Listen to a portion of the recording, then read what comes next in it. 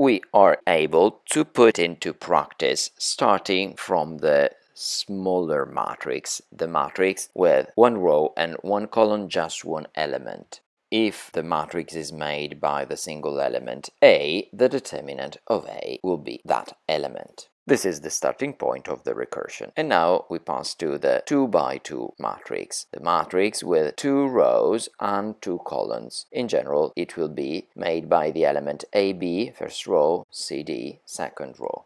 Let's apply the definition of determinant. We select the first row and multiply the element of the row by their cofactors. The entry A will be multiplied by minus 1 power 1 plus 1 times the determinant of the submatrix A11. Then we add the second element of the row B multiplied by its cofactor, namely minus 1 at the exponent 1 plus 2 times the determinant of the submatrix A12. Of course, the submatrix A11 is made by the single element D, and then its determinant will coincide with D.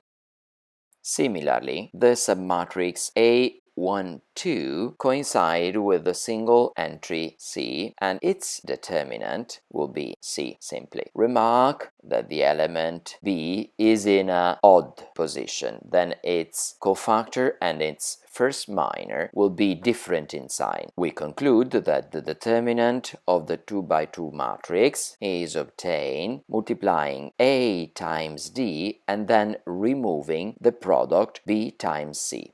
We have obtained a formula for the 2 by 2 case that can be very simply remembered. We multiply the element of the main diagonal and remove the product of the anti-diagonal entries. The formula of the 2 by 2 case is therefore not much harder than the formula for the 1 by 1 case.